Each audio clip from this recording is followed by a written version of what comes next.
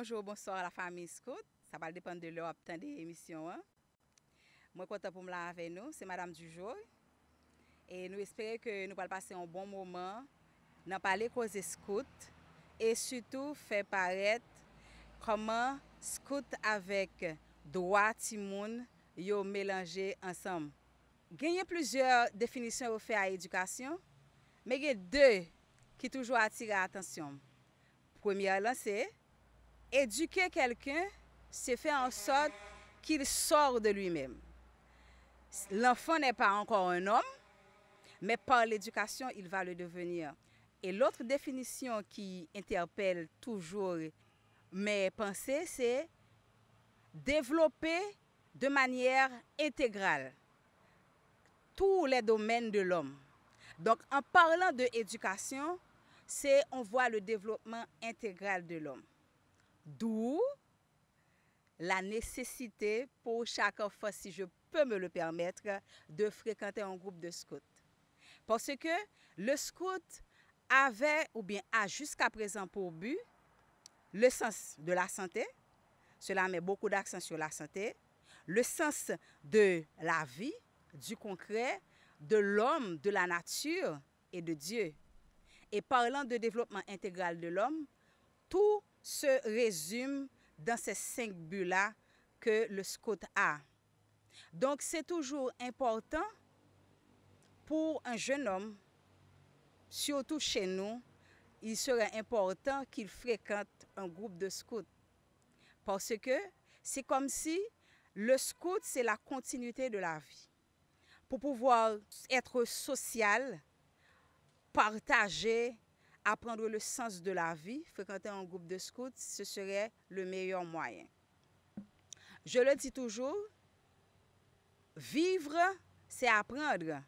Et pour apprendre, il faut être mis en situation d'apprendre. Et c'est ce que vous faites chaque jour avec vos jeunes. D'où la nécessité de respecter leurs droits. Parce que le scout, c'est l'éducation des droits, c'est fréquenter un groupe de scouts, c'est se faire éduquer ses droits. Parce que par le scout, vous allez pouvoir vous exercer ou bien apprendre à connaître vos droits et à respecter ceux des autres. Pour éduquer un enfant, ce n'est pas seulement l'école qui est responsable à jouer ce rôle, parce que nous savons bien qu'il y a les médias qui jouent un rôle important aussi dans cette histoire d'éducation.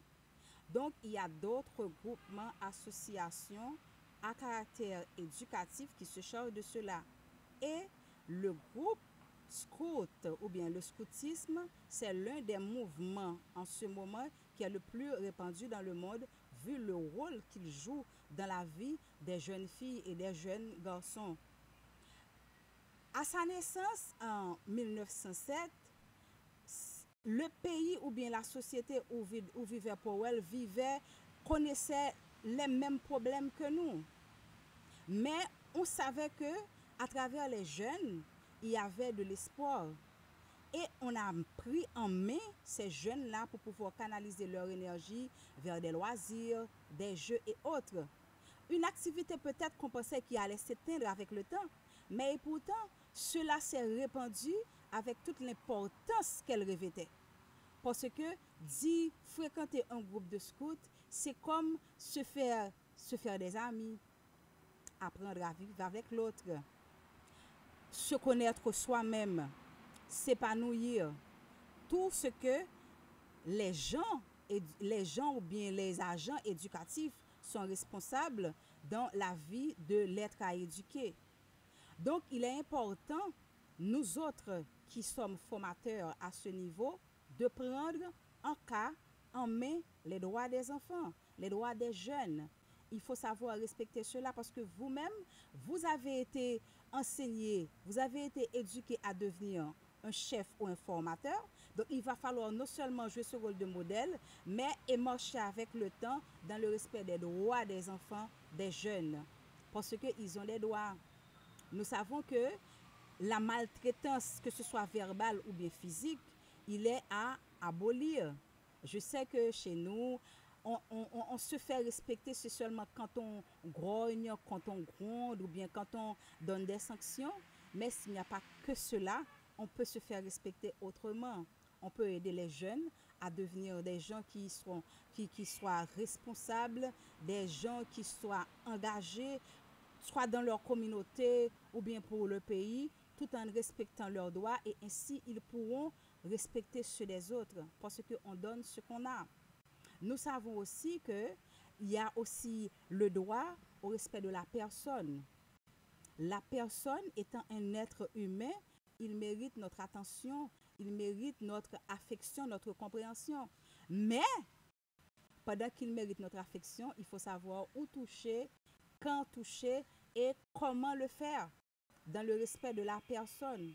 Donc je pense que nous autres formateurs, il nous est impératif de savoir comment traiter ces enfants en fonction de leurs droits.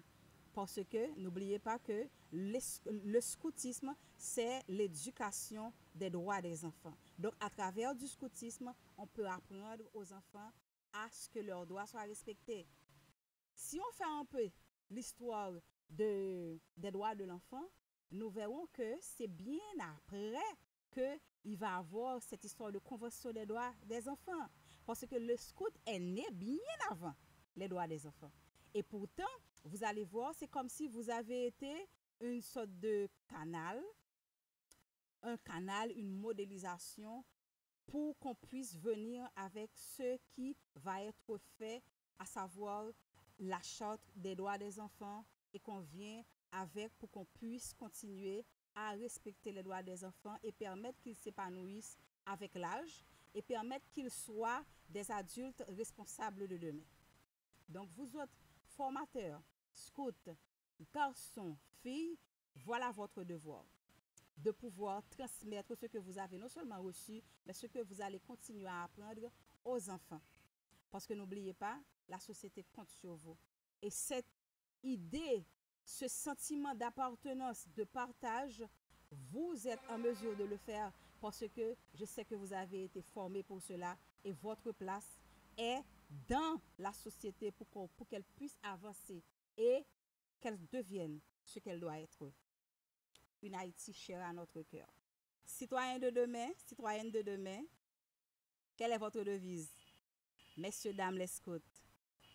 Scouts, toujours prêts. Soyez prêts pour Haïti. Au revoir.